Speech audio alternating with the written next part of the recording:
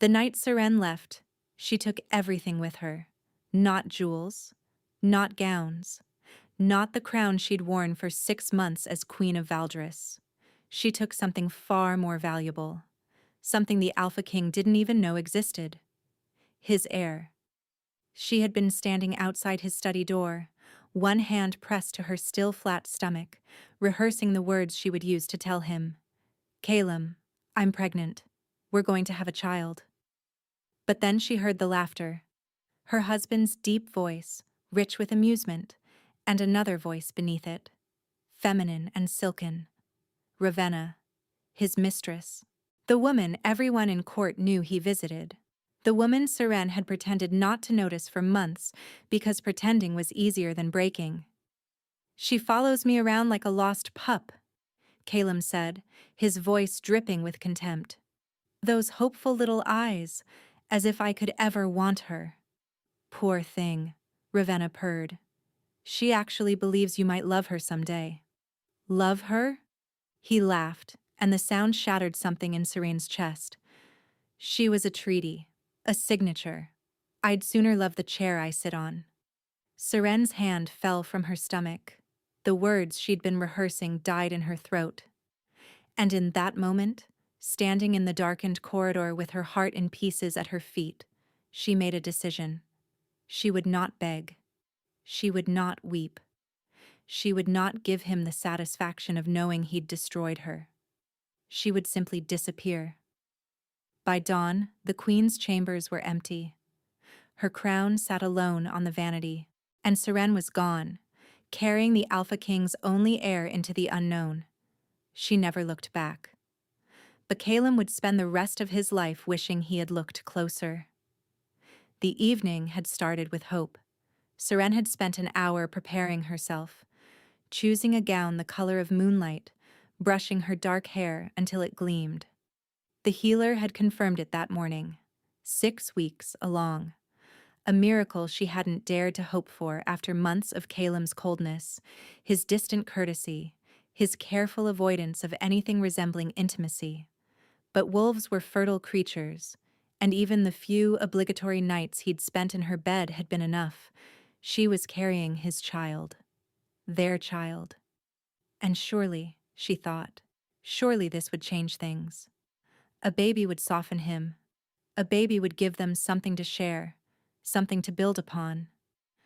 Perhaps he didn't love her yet, but love could grow. She had to believe that.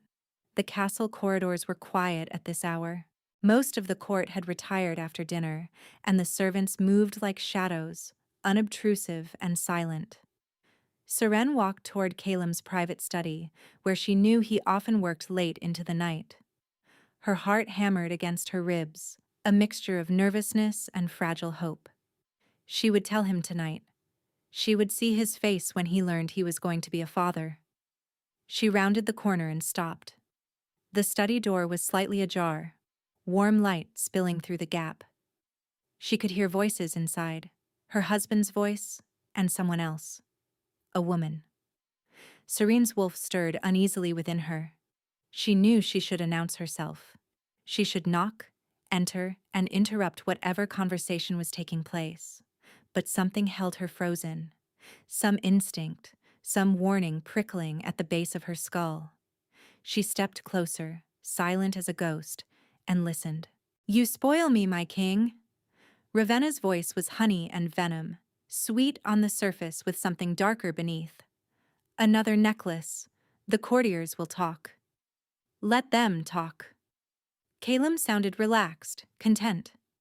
Seren had never heard him sound like that with her. "You deserve beautiful things, Ravenna. You're the only beautiful thing in this entire frozen castle." A soft laugh. "What about your queen? Some say she's quite lovely."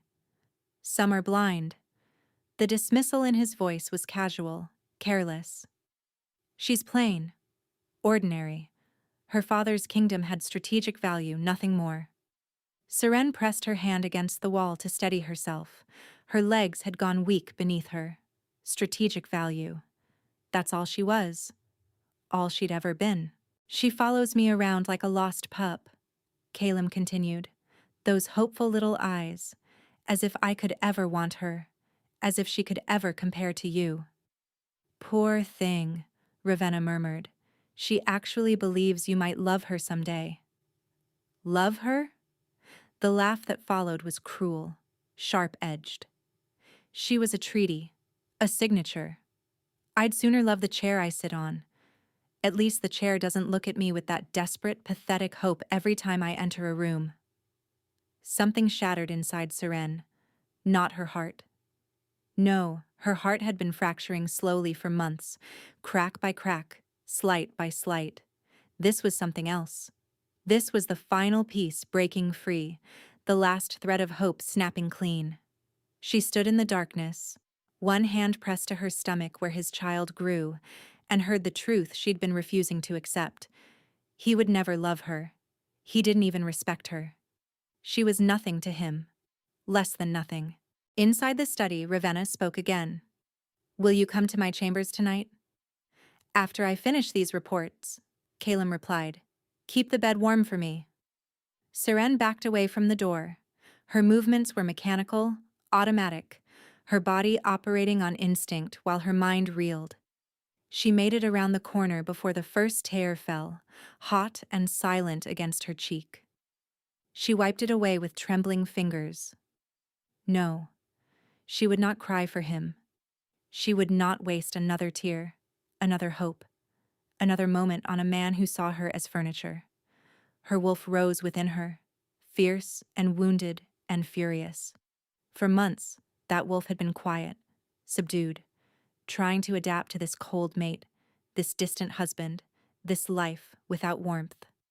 But now it surged forward, demanding action. Leave, it growled. Leave now. Take our pup and go. Seren's hand pressed harder against her stomach. Her child would not grow up here, would not grow up watching its mother be humiliated, dismissed, mocked behind closed doors, would not learn that love meant cruelty dressed in silk. She walked back to her chambers in a daze. The moonlight gown she'd chosen with such care now felt like a costume, a lie she'd been wearing for 6 months. Inside her rooms, she moved with quiet purpose. She changed into traveling clothes, dark wool and sturdy boots, practical things she'd brought from her homeland and never had cause to wear. She took her mother's ring from the jewelry box, the only piece that truly mattered. She left the crown on the vanity, gleaming and cold in the candlelight. She wrote no note. What was there to say? He didn't want her. He'd never wanted her. Her absence would be a relief, not a loss. Seren slipped through the servants' corridors, passages she'd learned in her early weeks when she'd wandered the castle alone, desperate for something to fill the emptiness. The guards at the postern gate were drowsy, inattentive. She moved past them like smoke, like a memory already fading. Outside, the night was cold and clear. Stars scattered across the sky like diamonds. She paused at the edge of the forest, looking back at the castle one final time. Its towers pierced the darkness, beautiful and terrible, a prison made of stone. Goodbye, Calum, she whispered. Then she turned and walked into the trees, carrying his heir into the unknown. She never looked back. 6 months earlier, Seren had arrived in Valdris with hope in her heart and flowers in her hair. She remembered the journey, the weeks of travel from her father's small kingdom in the southern reaches. Thornhaven, they called it. A modest territory known for its healers, its fertile valleys, its people who could coax life from even the most barren soil. It was not a powerful kingdom, not a wealthy one. But when the Alpha King of Valdris had sent word that he sought a bride from the bloodlines of the old families, Seren's father had seen an opportunity. The king needs an alliance, her father had explained, his weathered face creased with cautious hope. Valdris controls the northern trade routes, but they've been weakened by border conflicts. They need what we have: healers, grain, stability. And he wants to marry me? Seren had asked, disbelieving. He wants to marry someone. You're of age. unmarried, from a respected line. Her father had taken her hands, his grip warm and reassuring. This could be a great thing, Seren, not just for our kingdom, but for you. A chance at a life beyond these small borders. She had wanted to believe him.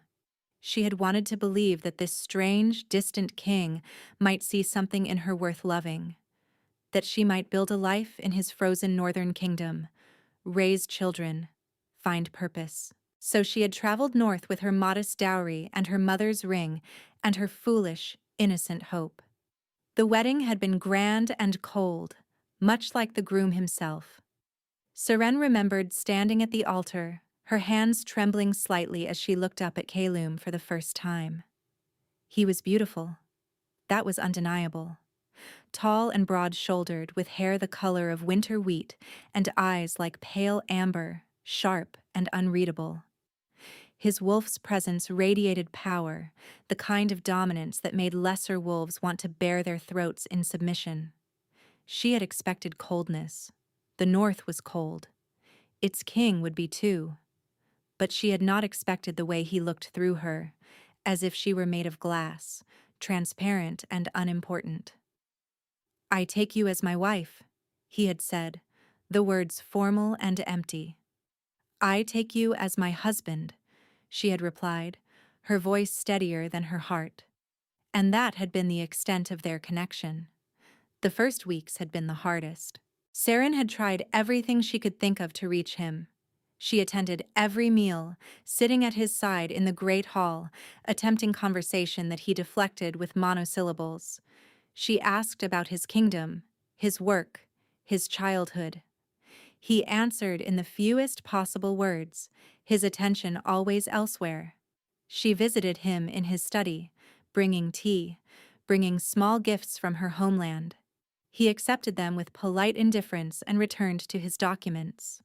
She dressed beautifully, styled her hair in the northern fashion, and learned the customs of his court. He never seemed to notice, and then she learned about Ravenna.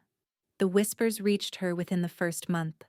The king's mistress, a nobleman's daughter who had warmed his bed for years, long before any talk of marriage. A woman he actually wanted. Seren had pretended not to hear, pretended not to see the way Ravenna looked at her with barely concealed triumph, pretended not to notice when Kalum disappeared in the evenings, returning to their chambers, the few times he came at all, smelling of another woman's perfume. She had told herself it would change, told herself he needed time to adjust, to see her true worth. Told herself that if she was patient, kind, devoted, he would eventually turn toward her instead of away. But hope was a fragile thing, and Kalum had crushed it without even noticing. What he didn't know, what no one in Valdris knew, was that Seren was not as ordinary as she appeared. The healers of Thornhaven were renowned throughout the southern kingdoms, but Seren's abilities went beyond ordinary healing. Her mother had possessed the old gift, the rare magic that surfaced once in a generation. The ability to heal not just wounds but curses.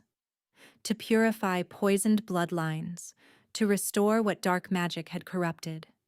It was a dangerous gift, one her mother had warned her to keep hidden. "The powerful will want to use you," her mother had said, just weeks before the wasting sickness took her. "They'll see you as a tool, not a person.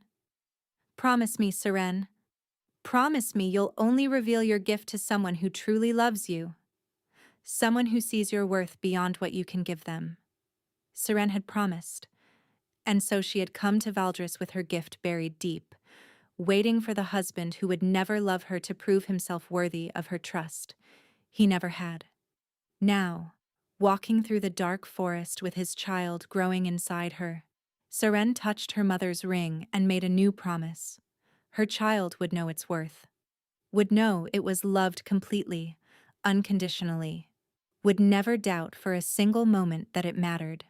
She walked through the night, guided by starlight and instinct, heading south toward the border. She had relatives in the eastern valleys, distant cousins who would take her in, ask no questions. She would rebuild. She would survive. She would raise this child alone if she had to. and Caleb would never know what he'd lost. Not just a wife, not just an heir, but the only person in the world who could have saved him from the darkness that was coming. Caleb woke to silence. That wasn't unusual.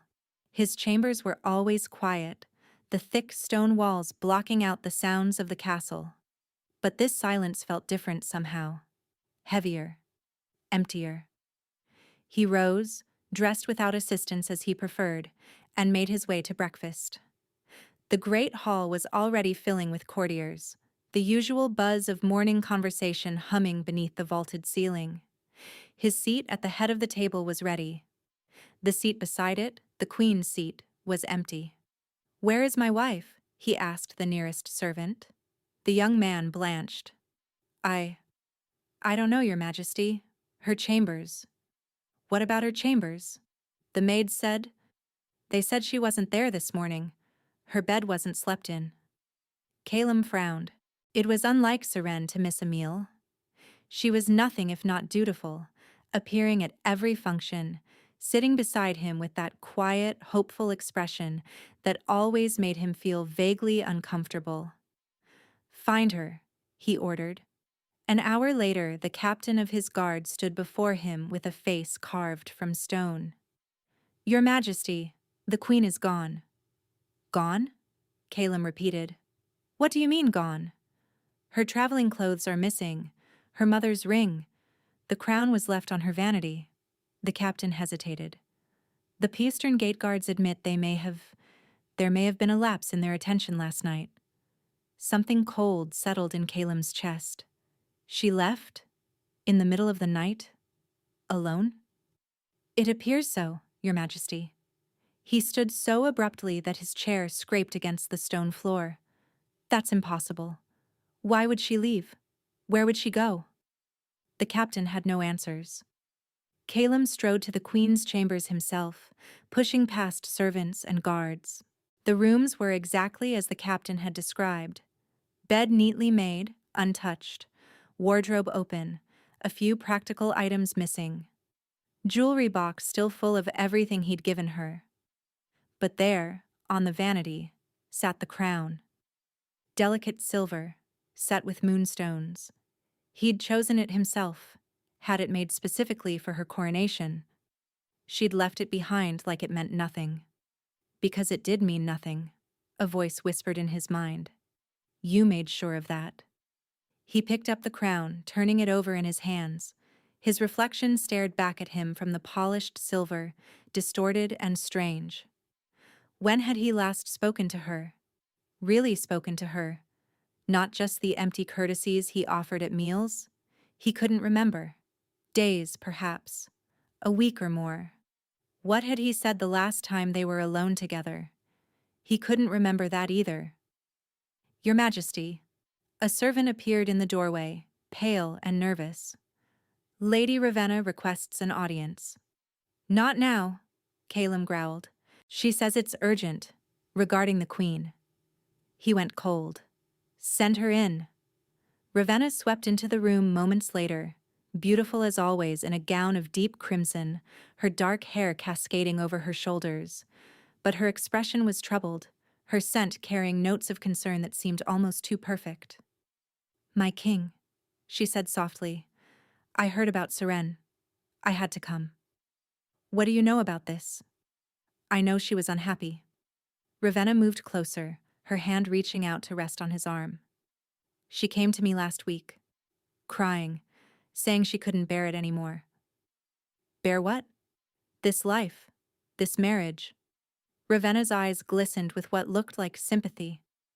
"She said she wanted to go home, that she never should have come here in the first place." I tried to comfort her, but... She shook her head sadly.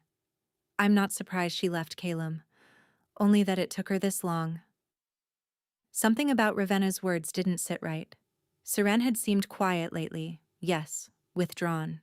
But she had never stopped trying to connect with him.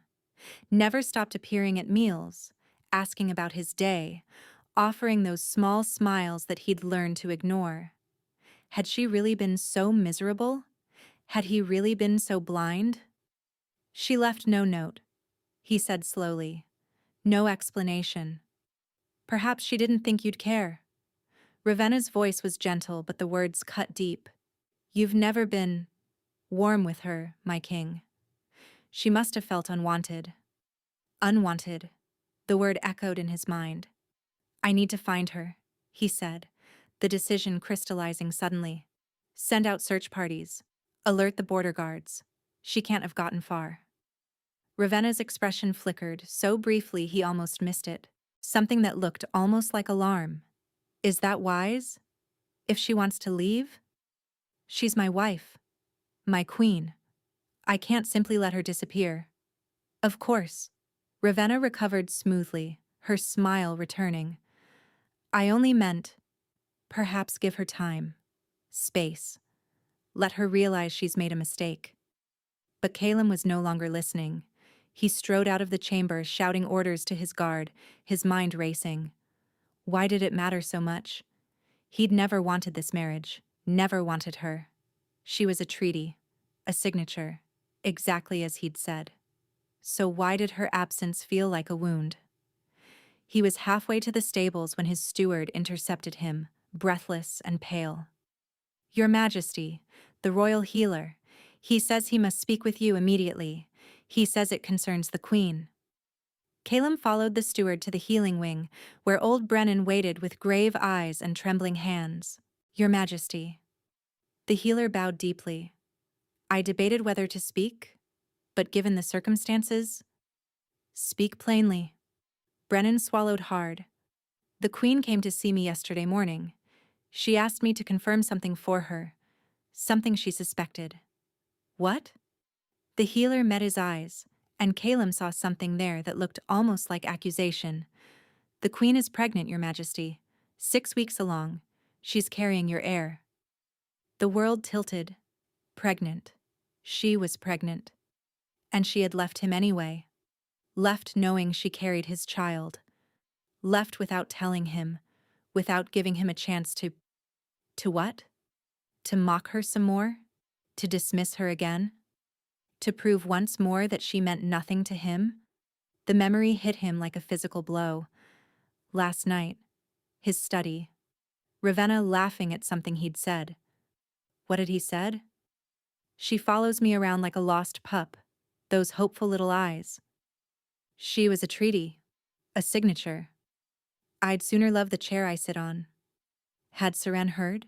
Had she been standing outside that door, listening to him tear her apart, while she carried his child inside her? The crown on the vanity, the empty chambers, the silence where her presence should have been. What had he done? Find her, he snarled at his captain. Find her now. But even as the words left his mouth, Calum knew the terrible truth. She was gone, and he had no one to blame but himself.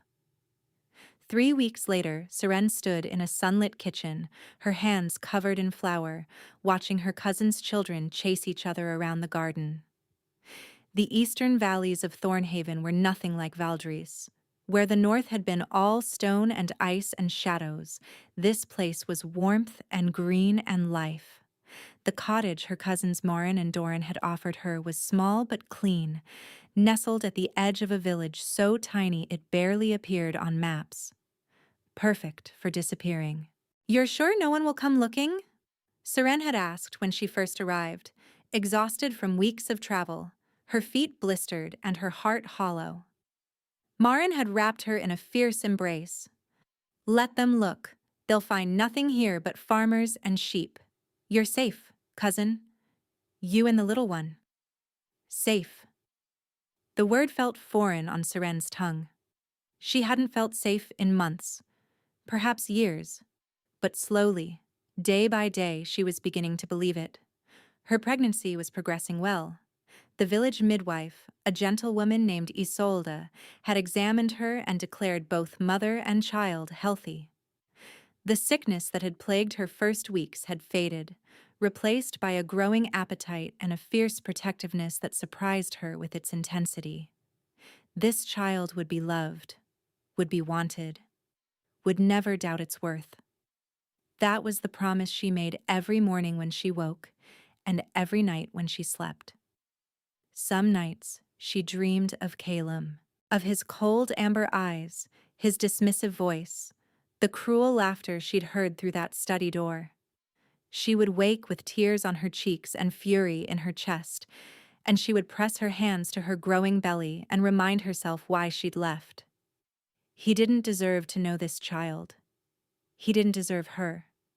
But other nights, worse nights, she dreamed of something else. Of the brief moments when he'd seemed almost human, the way he'd looked at her during their wedding ceremony, a flicker of something she'd mistaken for interest. The few nights he'd come to her chambers, silent and dutiful, but not unkind. The time she'd found him in the library at midnight, surrounded by books, looking more like a scholar than a king, and he'd almost smiled when she'd brought him tea. Those dreams hurt more than the cruel ones, because they reminded her of what she'd hoped for, what she'd believed possible, what had never been real. Seren? Marin appeared in the kitchen doorway, her expression curious. There's someone here to see you. Seren's heart seized. Who? A traveler. Says she knew your mother.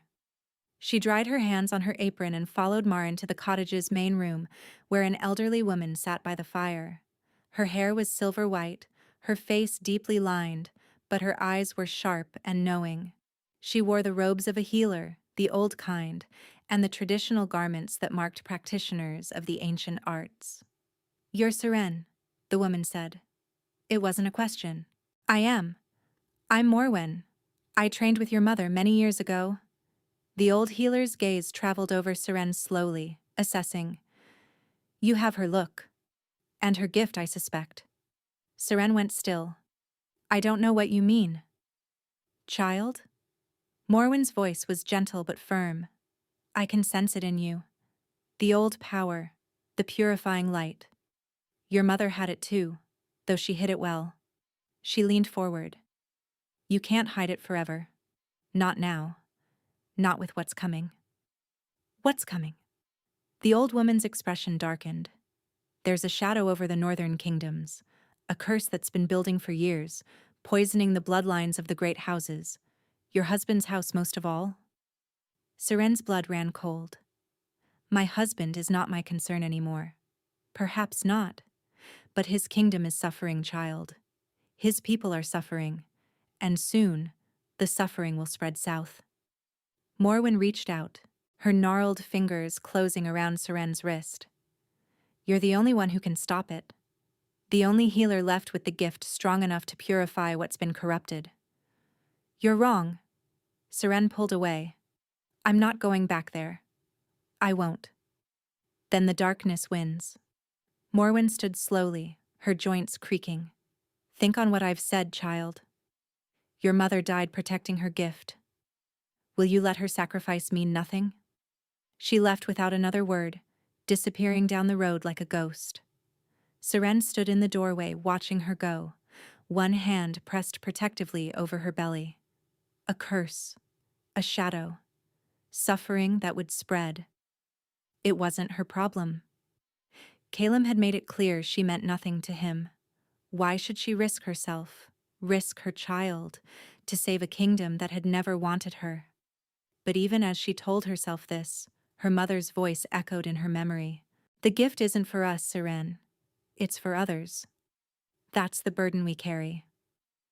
In Valdris, the burden Calum carried was growing heavier by the day. 3 weeks of searching had yielded nothing. His scouts had combed the northern territories, questioned travelers, offered rewards for information. The Queen of Valdris had vanished like morning mist, leaving no trace behind. But it wasn't just Seren's absence that haunted him. It was the creeping wrongness he felt in his own bones. He'd always been cold. That was his nature, his inheritance from a long line of northern kings. But lately the coldness had deepened into something else, something that felt like illness, like decay, like a frost settling into his marrow that no fire could thaw. His temper had grown shorter, his sleep had grown more troubled. Some mornings he woke with ice crusted on his windowsill despite the fires burning all night in his chambers. And the dreams. Gods, the dreams. Shadows with teeth. Darkness that spoke his name. A woman's laughter, cold and triumphant, echoing through halls that crumbled to dust around him. "You're working too hard," Ravenna said, her fingers tracing patterns on his chest. They were in her chambers again, though he couldn't quite remember coming here. "You need rest, my king." "I need to find her." "Why?" Ravenna's voice sharpened just for a moment before softening again. "She left you, Calum. She chose to leave. Why waste your energy on someone who clearly doesn't want to be found? She's carrying my heir. So she claims. But can you be certain? She was always so quiet, so secretive. How do you know the child is even yours?" The suggestion hit him like a slap. "What are you implying?" "Nothing. Nothing." Ravenna's hand moved soothingly over his arm. "I only meant, you barely knew her. She could have been hiding anything. Anyone." The words burrowed into his mind like worms. Could it be true? Had Seren been unfaithful? Had she run away, not because of his cruelty, but because she carried another man's child? No. Something in him rejected the idea immediately, instinctively. Seren had been many things. Quiet, patient, hopeful to the point of naivety. But she had not been deceptive. He would have smelled it on her, would have sensed the lie in her scent. "I need air," he said, pulling away from Ravenna. Her expression flickered again, that strange shadow he kept glimpsing but couldn't quite name. "Of course, my king. I'll be here when you return." He walked through the castle corridors, past servants who bowed and guards who saluted, feeling more alone than he'd ever felt in his life. And then he stopped. Outside Seren's old chambers, his feet had carried him there without conscious thought. The door was closed, the rooms untouched since her departure, preserved exactly as she'd left them. He pushed it open. Moonlight spilled through the window, illuminating the empty vanity where her crown still sat. The air smelled faintly of her, that soft floral scent he'd never consciously noticed until it was gone. His eye caught something on the floor, half hidden beneath the wardrobe. A small book, leather-bound, the kind used for personal journals. He picked it up and opened it to a random page. The handwriting was Serene's, neat and careful. "He looked at me today. Actually looked at me, not through me. For just a moment I thought I saw something in his eyes. Something warm. But then it was gone, and he turned away. And I was alone again. I keep hoping. I can't seem to stop.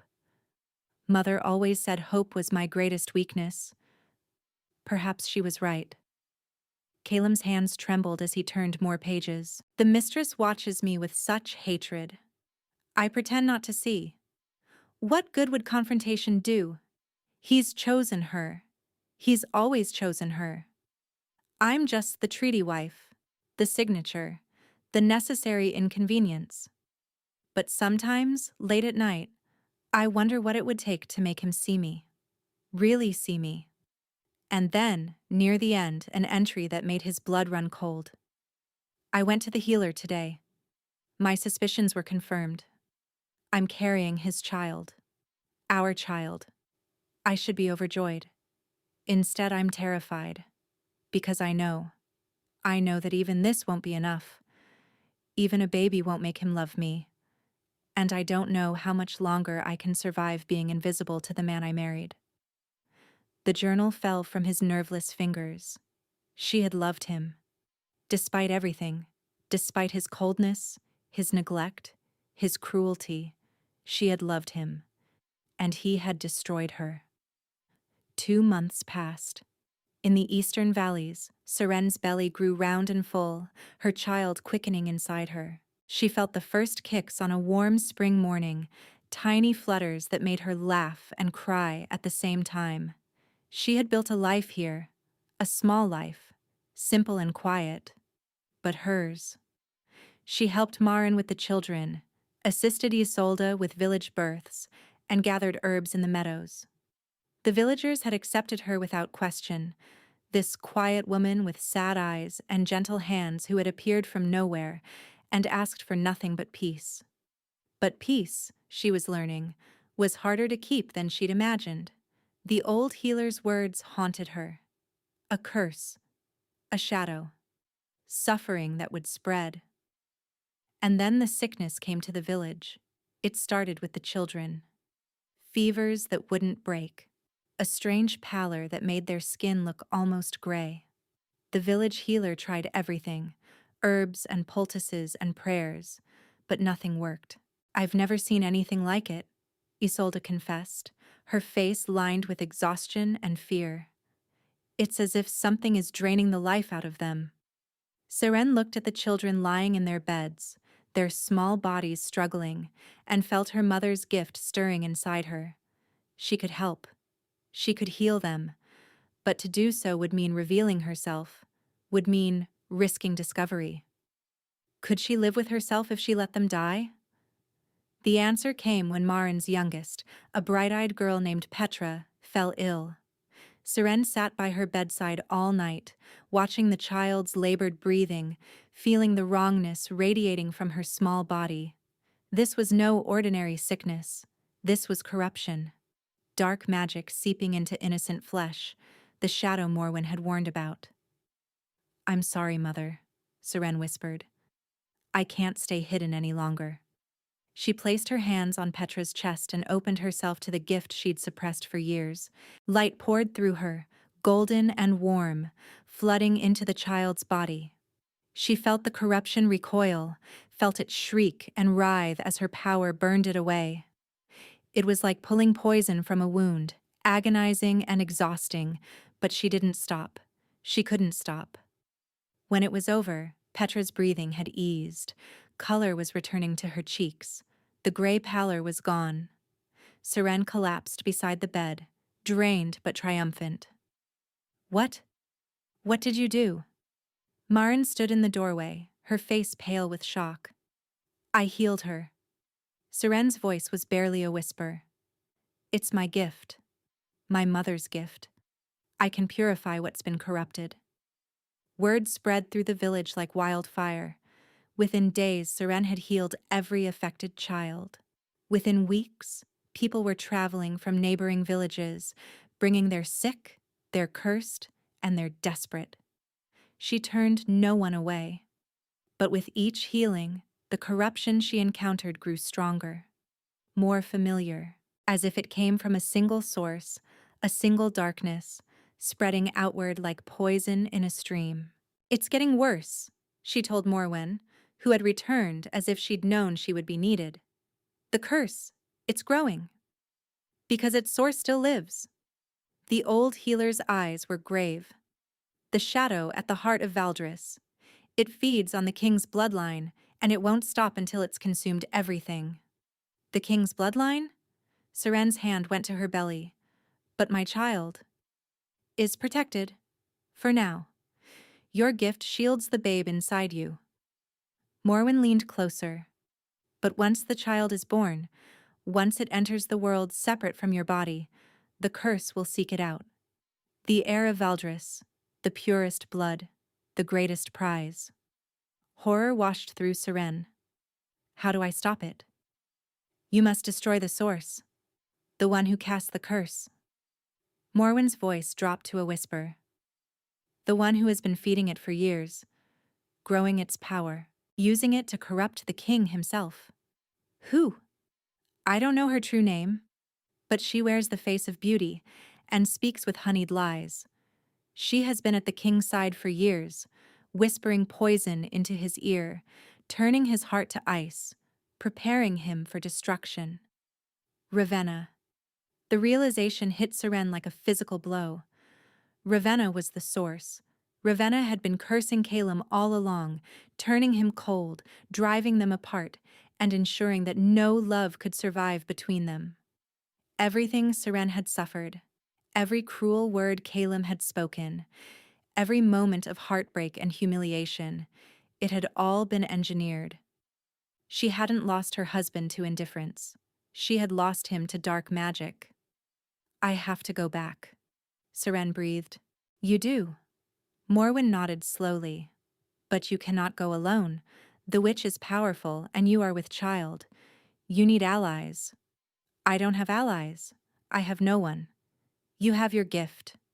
You have your courage. The old healer smiled grimly. And you have something the witch doesn't expect. You have the truth. The king has been searching for you, child. His men have been combing every kingdom, offering fortunes for information about the lost queen. Whatever lies the witch has told him, some part of him still seeks you. He doesn't love me. He made that clear. He spoke words that weren't his own. The curse had already taken root in his heart. Morwen gripped Serene's hands. But you can purify him. You can burn the corruption away and show him who he truly is beneath the ice. The question is, will you risk everything to try? Seren thought of Calem's cold eyes, his cruel laughter, the words that had shattered her heart. She was a treaty, a signature. He'd sooner love the chair he sat on. But she also thought of the man in the library, surrounded by books, almost smiling when she brought him tea. The brief moments of warmth she'd glimpsed before the coldness swallowed them. Had that been the real Calem? The man beneath the curse? Could she save him? Did he deserve to be saved? I'll go, she said finally. But not for him. For my child. For the innocent people being consumed by this darkness. For the kingdom that will fall if someone doesn't stop it. And if saving the kingdom means saving the king? Seren's jaw tightened. Then I'll save him. But he'll have to earn my forgiveness. And he'll have to prove that the man I married actually exists. Far to the north, in the frozen halls of Valdres, Ravenna stood before a mirror that showed no reflection. She's coming. A voice hissed from the darkness within the glass. The healer queen. She's discovered the truth. Let her come. Ravenna smiled, her beautiful face twisted with malice. She's too late. The curse has taken root. The king is mine, and by the next full moon, his transformation will be complete. He'll be nothing but a puppet of ice and shadow, a vessel for our master's will. And the heir? The child she carries? Will be ours as well. Ravenna's hand pressed against the mirror's surface.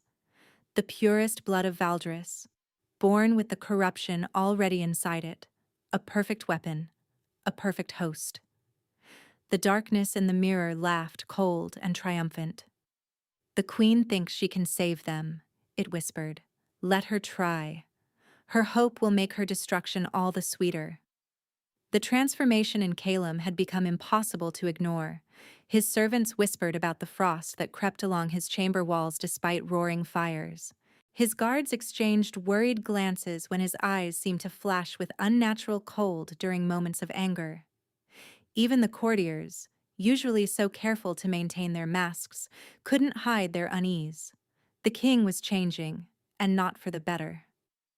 You're imagining things, Ravenna assured him, her fingers trailing through his hair as he sat slumped in his chair, exhausted from another sleepless night. The stress of the search, the loss of your queen, it's taking its toll, that's all. Something is wrong with me. His voice was hoarse, unfamiliar even to his own ears. I feel it inside me, like ice in my veins, like a shadow wrapped around my heart. You've always been cold, my king. It's your nature. Not like this. He pulled away from her touch, and for a moment, for just a moment, he saw something in her eyes, something that looked almost like hunger. I need the healers. I need someone to examine me. The healers know nothing. A flash of irritation crossed Ravenna's face before she smoothed it away. What you need is rest. What you need is to stop this foolish search for a woman who clearly doesn't want to be found. She's carrying my heir. So the healer claimed. But Brennan is old. His mind wanders. How can you trust his diagnosis? Calem frowned. He'd been finding it harder and harder to think clearly lately. His thoughts felt sluggish, wrapped in fog, frozen at the edges. But somewhere beneath the ice, something stirred. Something that remembered. Brennan had served his family for 40 years, had delivered Caleb himself, had tended to his mother in her final illness, and had never once been wrong in his assessments. Why was Ravenna so determined to discredit him? "I want to see the court physician," Caleb said, rising from his chair. "The new one, from the Eastern Territories. I've heard he has unconventional methods." Ravenna's composure cracked just for an instant. "That won't be necessary. I'll decide what's necessary." He turned to look at her, really look at her, for the first time in weeks. She was beautiful, as always. But there was something beneath the beauty now. Something he'd never noticed before. A sharpness in her smile, a coldness in her eyes that rivaled his own. "You've been very attentive lately, Ravenna. Very eager to keep me close, to keep me from seeking help. I only want what's best for you, my king. Do you?" He stepped closer and she stepped back. Fear flickered across her face. "Strange, because lately I've begun to wonder if you want anything at all except my throne. Caleb, you're not yourself. The strain? No." He cut her off, his voice hardening. "I'm not myself. That much is true. But I'm beginning to think I haven't been myself for a very long time." He strode from the room before she could respond, his mind clearer than it had been in months. The fog was still there, the ice still creeping through his veins, but something had broken through. A crack in the frozen wall that surrounded his thoughts. Suspicion. He found his steward in the great hall and issued orders. "Bring me everything we have on Lady Ravenna, her family history, her connections, her activities before she came to court, and do it quietly. I don't want her to know." "Your Majesty?" The steward looked confused but bowed. "It will be done." "One more thing." Caleb paused. "The reports of a healer in the eastern valleys, the one who's been performing miraculous cures. I want to know more about her. I want to know everything." The reports arrived 3 days later. Caleb read them in the privacy of his study, the door barred, the windows shuttered. What he found made his blood run cold, colder even than the curse that gripped him. Ravenna was not who she claimed to be. Her family had not been minor nobility from the western mountains, as she'd said. Her family had been practitioners of the dark arts, a coven destroyed 20 years ago by Caleb's own father for attempting to curse the royal bloodline. A coven that had sworn vengeance with their dying breaths. And Ravenna, the sole survivor, had spent years working her way into the king's confidence, into his bed, into position to exact her revenge. The dates aligned perfectly. Caleb had met Ravenna 5 years ago. 5 years ago, the coldness had begun. 5 years of gradual freezing, of his emotions numbing, of his heart turning to ice. She had been cursing him the entire time. And the things he'd said about Seren, the cruelty, the mockery, the dismissal of his own wife as less than furniture, had those words even been his own? Or had they been the curse speaking through him, driving away the one person who might have saved him? His hands shook as he reached for the second report. The one about the healer in the east. "A woman calling herself Sarah has been performing miraculous cures in the valley villages. She appears to be with child. Witnesses describe her as dark-haired, soft-spoken, with a gift for purifying curses and corrupted bloodlines. Several who have seen her claim she bears a striking resemblance to the missing Queen of Valdris. Seren. She was alive. She was pregnant. And she possessed the one gift that could save him." Caleb pressed his hands against his eyes, fighting back emotions he'd thought himself incapable of feeling. Relief. Hope. And beneath them, crushing and terrible guilt. He had driven her away. Curse or no curse, he had spoken those words. He had made her feel worthless. He had broken her heart while she carried his child. And she had still survived. Had still found a way to use her gift. Was still healing others, even in hiding. She was stronger than he'd ever realized. And he had to find her. Had to warn her.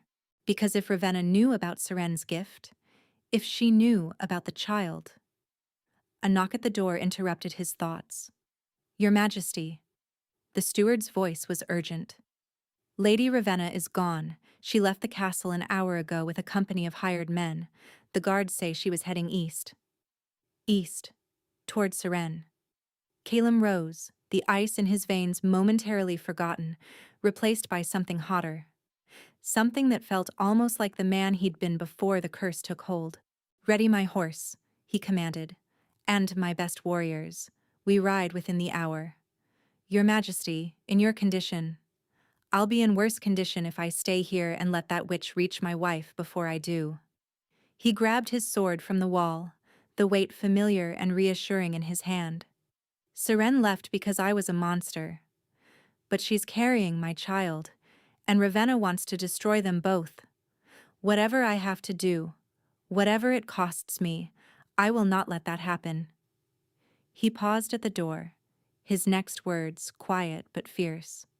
"I may not deserve her forgiveness, but I can still protect her. And if there's any chance at all, that she can break this curse and show me who I really am beneath the ice." He drew a shuddering breath. "Then I'll spend the rest of my life earning back what I destroyed." Miles away, in the eastern valleys, Seren woke from a nightmare with a scream trapped in her throat. She had seen Ravenna's face in her dreams, had seen the darkness behind those beautiful features, the centuries of hatred burning in those cold eyes, and she had seen something else. Calum, frozen solid in a throne of ice, his eyes empty, his heart stopped, a puppet of shadow with no soul left inside. "She's coming," Seren whispered into the darkness, her hands pressed to her belly where her child kicked in distress. "She knows where I am." The race had begun, and only one of them would survive it. Seren had one day to prepare. Morwen's scrying had shown Ravenna's company moving fast, cutting through the mountain passes that would bring them to the valley by nightfall tomorrow. 20 men, armed and dangerous, led by a witch whose power had been growing for years. "You should run," Marin urged, her face pale with fear. "Take the southern road, disappear again." "I can't run forever." Seren stood at the cottage window, watching the sun set over the peaceful valley that had become her sanctuary. "And I won't let her bring this darkness here. These people took me in, protected me. I won't repay them by leading destruction to their doorstep." "Then what will you do?" "I'll face her." Seren's hand rested on her belly, feeling her child move beneath her palm. "I'll end this." She spent the night preparing. Morwen taught her focusing techniques, ways to channel her gift into a concentrated burst rather than the gentle healing she'd practiced. Isolde provided herbs that would strengthen her body and protect the baby during the confrontation. And in the quiet hours before dawn, Seren sat alone by the fire and thought about Calum. She had loved him. Despite everything, despite the coldness and the cruelty, some part of her had loved the man she'd glimpsed beneath the ice, the scholar in the library, the king who'd looked almost lost sometimes, as if he couldn't understand why warmth never reached him. Now she knew why. He had been cursed, corrupted. The cruelty hadn't been him, not really. Ravenna had been poisoning him for 5 years, turning his heart to frost, ensuring he could never connect with anyone who might save him. But understanding didn't erase the pain. The words she'd overheard still echoed in her memory, still cut like frozen blades. Even if the curse had twisted his thoughts, he had still spoken them. Had still laughed while she stood in the darkness with his child growing inside her. Could she forgive that? Could she separate the man from the monster the curse had made him? She didn't know. But she knew one thing with absolute certainty. She would not let Ravenna win. The attack came at dusk. Seren had sent the villagers into the hills, keeping only Morwen and a handful of volunteers who refused to leave her side. They waited at the edge of the valley, where the mountain road emerged from the trees, watching the shadows lengthen. And then, they appeared. 20 men in dark armor, their eyes glazed with enchantment, their movements eerily synchronized. At their head rode Ravenna, no longer bothering to wear her mask of beauty. Her face was twisted with malice, her eyes burning with dark fire, her hair whipping around her in an unnatural wind. "Little Queen!" she called out, her voice carrying across the distance like a blade.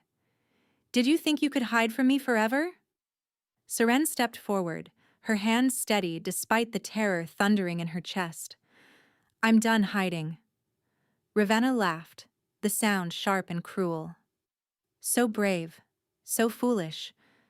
Do you have any idea what you're facing? I've spent 5 years building this curse, feeding it with the king's bloodline, preparing him to become my master's vessel. And 20 years before that, planning my revenge after the old king destroyed my family." Her eyes blazed with hatred. "You think you can stop me with your little healing tricks? I think I can try." "Then you'll die trying." Ravenna raised her hand, darkness coiling around her fingers. "And your child will be mine. The heir of Valdris, born with corruption already in its veins. The perfect weapon to complete what my family started." She hurled the darkness forward. Seren raised her hands and met it with light. The collision was catastrophic. Energy exploded outward, flattening trees, sending men flying. Seren staggered but held her ground, pouring everything she had into the barrier of golden fire that kept the darkness at bay. But Ravenna was strong, stronger than Seren had imagined. The darkness pushed harder, cracking the light, seeping through the gaps. "You can't win," Ravenna hissed. "You're fighting for a man who mocked you, a kingdom that never wanted you. Why sacrifice yourself for people who see you as nothing?" "Because that's what my gift is for." Serene's voice was strained but fierce. "Not for me, for others. That's the burden I carry."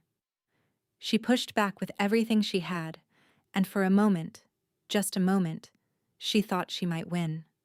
Then the arrow struck her shoulder. Pain exploded through her body. Seren screamed, her concentration shattering, her light flickering and dying. She fell to her knees, clutching the shaft that protruded from her flesh, feeling blood soak through her dress. Ravenna's laughter rang through the valley. "Did you forget about my men? So focused on the magical threat that you ignored the mundane one. How disappointingly human of you." She approached slowly, savoring her victory, darkness swirling around her like a cloak. "I'm going to enjoy this," she whispered, reaching down to grip Serene's chin. "The great healer queen, bleeding in the dirt, your child will be cut from your dying body and raised to serve our master. And Calum," she smiled, "Calum will never know.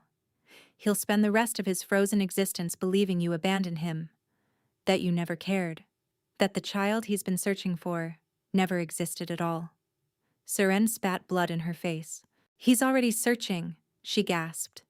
"He knows what you are. He's coming for you." Ravenna's expression flickered. "You're lying." "Am I?"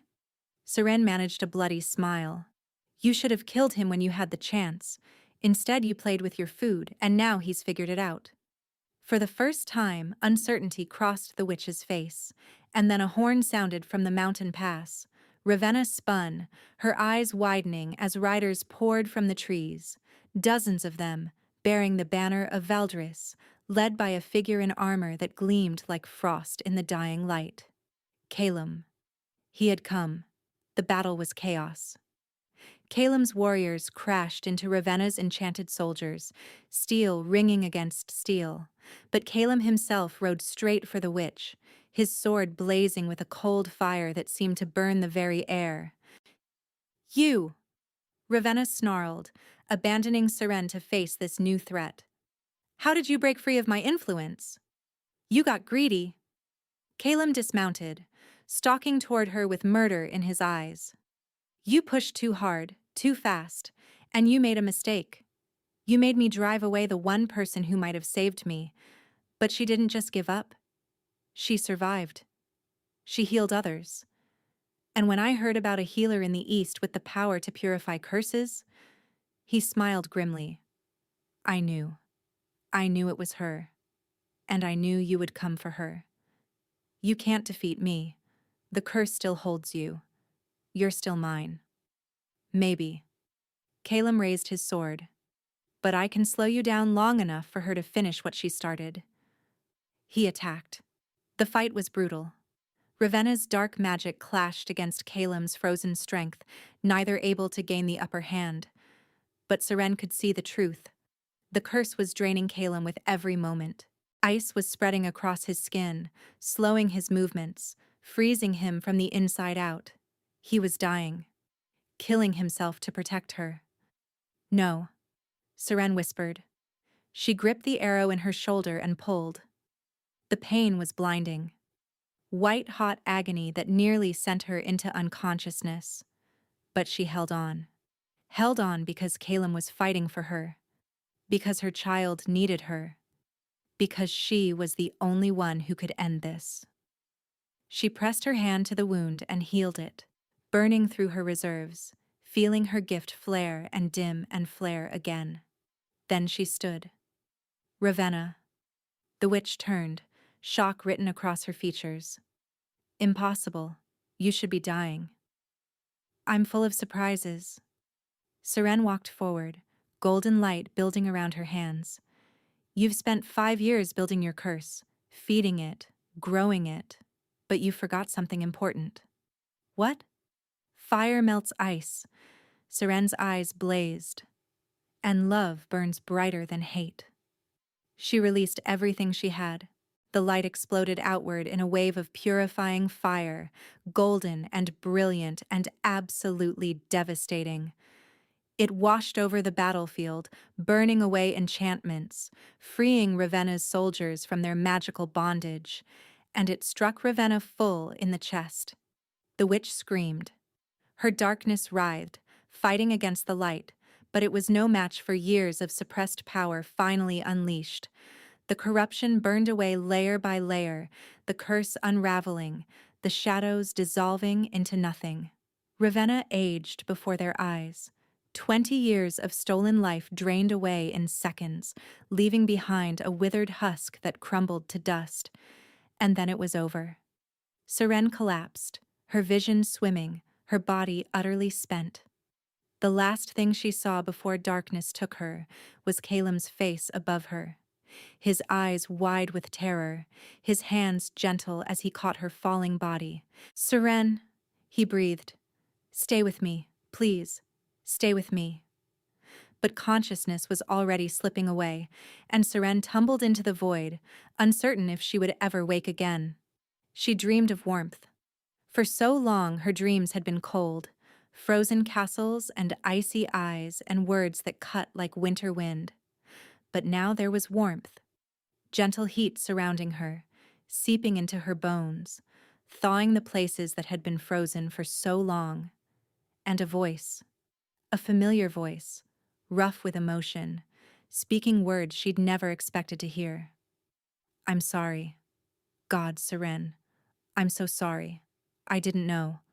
I didn't understand what she was doing to me. The things I said, the way I treated you, I would take it all back if I could.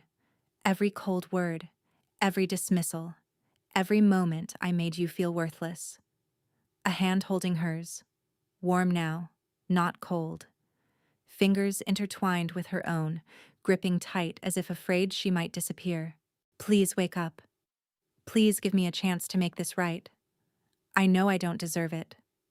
I know I destroyed everything good between us before it could even begin. But our child deserves to know both parents, deserves to grow up loved.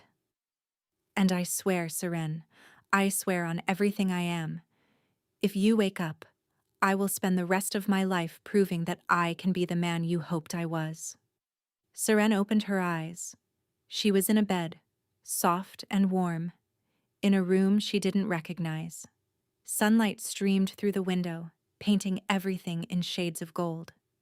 And beside her, looking haggard and exhausted and more human than she'd ever seen him, sat Calum. His hair was disheveled. His armor was gone, replaced by simple clothes. There were dark circles under his eyes, and his cheeks were rough with stubble. He looked terrible. He looked beautiful. "You're awake." His voice cracked. "Thank the gods. You're awake." "How long?" Her own voice was a rasp, her throat dry and scratchy. "3 days." He reached for a cup of water, helping her drink. "The healers weren't sure you would survive. The amount of power you channeled, the wound you healed. While pregnant," he shook his head. "They said it should have killed you." "The baby?" "Safe." His hand moved to rest gently on her belly, and Seren felt her child kick against his palm. Strong, like its mother. "The healers say everything is perfect." Relief washed through her, so intense it brought tears to her eyes. She'd risked everything, and somehow, miraculously, they had both survived. "Ravenna?" she asked. "Gone, destroyed completely, along with her curse." Calum's expression darkened. "Her men have been freed from enchantment. Most of them didn't even know what they were doing. She'd been controlling them for months." "And you?" Seren studied his face, looking for the coldness that had haunted him for so long. "The curse was rooted in you, in your bloodline. Broken." He met her eyes, and she saw something there she'd never seen before. Warmth. True warmth. Unguarded and vulnerable. "I can feel it. The ice is gone. For the first time in 5 years, I feel warm." He laughed, a sound tinged with wonder and disbelief. "I didn't even realize how cold I'd become until it stopped. It was so gradual, so insidious. Every year a little more frozen, a little more distant. By the time you arrived, I was barely human anymore. Just ice and duty and emptiness." "The things you said?" Seren couldn't help it. The memory still hurt. "That night, with Ravenna, you called me a treaty, a signature." Pain twisted Calum's features. "I know. I remember every word, and I can't tell you how much I wish I could take them back." He gripped her hand tighter. "The curse twisted everything. My thoughts, my emotions, my perceptions. When I looked at you, I couldn't see your kindness, your beauty, your worth. All I could see was nothing, just emptiness where you should have been. But some part of you knew." Seren thought of the journal he must have found by now. Some part of you was still fighting. "Yes." He nodded slowly. "The library. The nights I came to your chambers even when I didn't know why. The tea you brought me. The way I almost smiled." His voice dropped. "Those moments were real. Those were me, breaking through, reaching for you before the curse dragged me back under." Seren was silent for a long moment, processing everything. The truth about the curse. The revelation that the cruelty hadn't been entirely his choice. The knowledge that he had fought to find her, had ridden into battle to protect her, had sat by her bedside for 3 days waiting for her to wake. It didn't erase the pain. Nothing could erase months of humiliation and heartbreak. But it changed things. "I don't know if I can forgive you," she said finally, honestly. "Not yet. The words still echo in my head. The loneliness still lives in my bones. Even knowing about the curse, even understanding why it happened, I can't just forget. I'm not asking you to forget." Calum's voice was fierce in its sincerity. "I'm asking for a chance, a real chance, without curses or manipulation or lies. Let me show you who I am now. Let me earn your trust. Let me prove that the moments of warmth you glimpsed were the truth, and everything else was the corruption. And if you can't, if too much damage has been done, then at least our child will know its father tried. He brought her hand to his lips, kissing her knuckles with a tenderness that made her heart ache. At least I'll know I didn't give up. Whatever happens between us, Seren, I will never stop trying to be worthy of you. She looked at him for a long moment. This man who had been her husband in name only. This man who had broken her heart with words that weren't truly his own. This man who had ridden across kingdoms to save her, who had fought a witch while dying from a curse, who had sat by her bedside for 3 days praying for her to wake. He was flawed. He was damaged. He was scarred by years of corruption that couldn't be undone overnight. But he was trying. And maybe, just maybe, that was enough to begin. One chance, she said quietly. One chance to show me who you really are. But Caleb, she met his eyes, letting him see the steel beneath her softness. If you ever make me feel worthless again, curse or no curse, I will take our child and disappear so completely that not even the gods will find us. I understand. He nodded, something like hope kindling in his gaze. I swear it, Seren. On my crown, my kingdom, my life. I will never make you regret giving me this chance. It took another week before Seren was strong enough to travel. Caleb never left her side. He was there when she woke each morning, bringing her breakfast himself rather than summoning servants. He was there through the long afternoons, reading to her from books he'd brought from Valdris, discussing politics and philosophy and the future of the kingdom. He was there in the evenings, sitting by her bed as the sun set, telling her stories of his childhood before the curse, the warm memories he was only now able to access again. And slowly, so slowly, Seren began to see him. Not the cold king who had dismissed her, not the cruel husband who had mocked her to his mistress, but the man beneath, emerging from years of ice like a flower pushing through snow. He was intelligent, curious, surprisingly funny when he relaxed enough to joke. He loved his kingdom fiercely, worried about his people constantly, and spoke of his hopes for their child with a wonder that brought tears to her eyes. This was the man she had glimpsed in stolen moments, the man she had hoped existed, the man she could, perhaps, learn to love. 4 months later, the Queen of Valdris gave birth to a daughter. They named her Aurelia, for the golden light that had saved them all. She had her father's pale hair and her mother's dark eyes, and a cry so powerful it made the midwives laugh with delight. A strong one, Isolde declared, placing the infant in Seren's arms. She'll rule this kingdom someday, and the gods help anyone who stands in her way.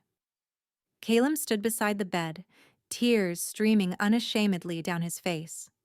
He reached out with trembling fingers to touch his daughter's cheek, and Aurelia immediately grabbed hold of him, her tiny fist closing around his finger. She's perfect, he breathed. Seren, she's absolutely perfect. She is. Seren smiled, exhaustion and joy mingling in her chest. Our daughter. Our daughter. The words seemed to fill him with wonder. I never thought, after everything, after the curse, I never imagined I could feel this much. This love, this overwhelming. He shook his head, unable to finish. Seren understood. The curse had stolen his ability to feel for so long. Now, with it broken, every emotion hit him with staggering intensity. She'd watched him weep at sunsets, laugh at small jokes, rage at injustice with a passion that startled his courtiers. He was learning to feel again, and she was learning to trust again. It hadn't been easy. The months since her recovery had been filled with difficult conversations, painful admissions, and moments when old wounds reopened without warning. There were nights when Seren still woke from dreams of his cruel laughter, still heard those terrible words echoing in her mind. But there were other nights, too. Nights when Caleb held her close and whispered apologies against her hair.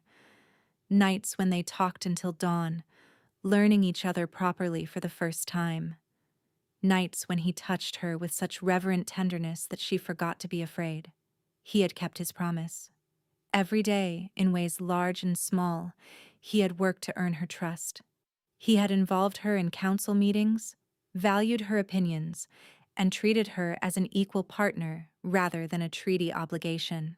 He had publicly acknowledged Ravenna's deception, cleared Seren's name of the lies the witch had spread, and made it clear to the entire kingdom that their queen was to be honored and respected.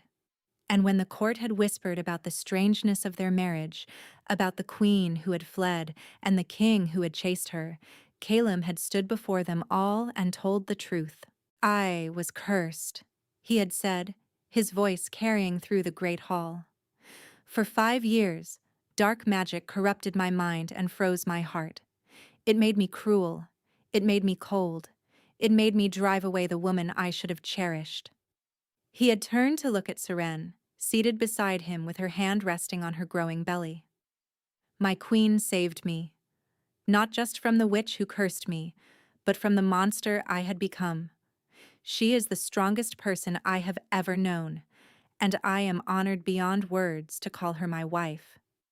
The court had erupted in applause, and Seren had felt something loosen in her chest, something that had been wound tight since the night she fled.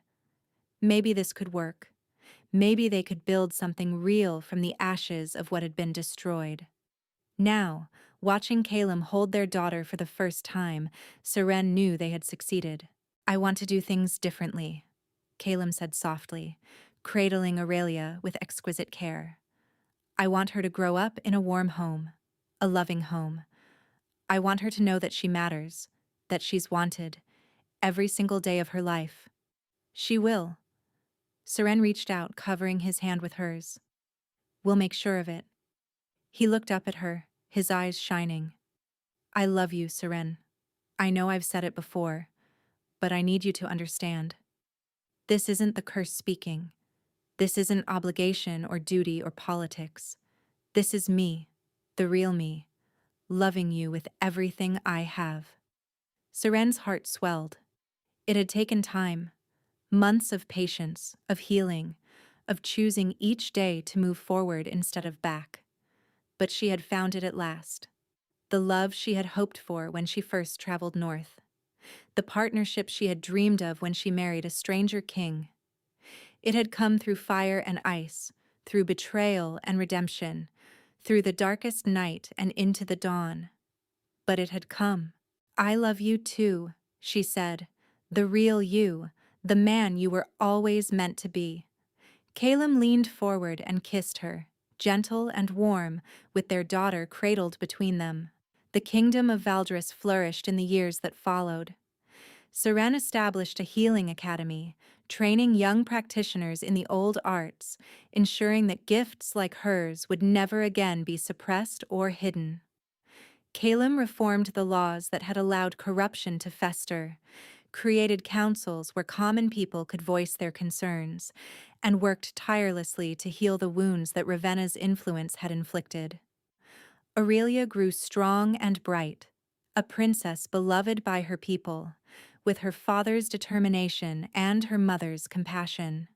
She was joined in time by a brother, Brennan, named for the old healer who had first confirmed Seren's pregnancy and inadvertently set the rescue in motion.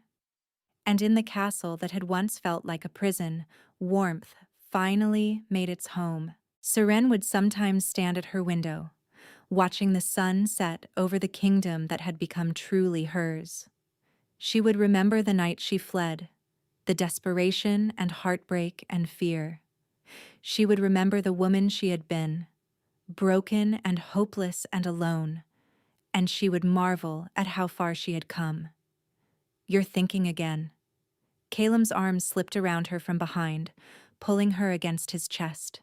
He was warm now, always warm, the ice that had gripped him nothing but a distant memory. "I'm remembering," she corrected. "The night I left. What I heard you say." He tensed slightly, the old guilt never quite fading. "I wish I could erase those words from existence." "Don't."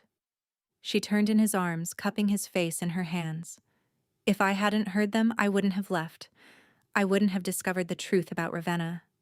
I wouldn't have found my strength, my gift, my purpose. She smiled. Those terrible words led me to everything I have now. That's a generous interpretation. It's the truth. She kissed him softly. We can't change the past. We can only shape the future. And our future. She glanced back at the kingdom spread before them, golden in the evening light. Our future is beautiful. Caleb held her close, his chin resting on her head, his heart beating steady against her back. I never deserved you, he murmured. No, she agreed cheerfully. You didn't. But you earned me. Day by day, choice by choice, you earned the right to stand beside me. And I'll keep earning it. Every day. For the rest of our lives. Seren smiled, leaning into his warmth, watching the sun paint the sky in shades of gold and rose. She had walked away before dawn, carrying nothing but heartbreak and hope, and she had found everything she never knew she needed. A kingdom, a family, a love that had been forged in fire and ice and emerged stronger than either. She never looked back. She didn't need to. The future was bright enough to light the way forward. Thank you for listening to this story. If you enjoyed it, please leave a comment below and let me know what you thought. Your support means everything, and I always love hearing which moments touched you most. Until next time.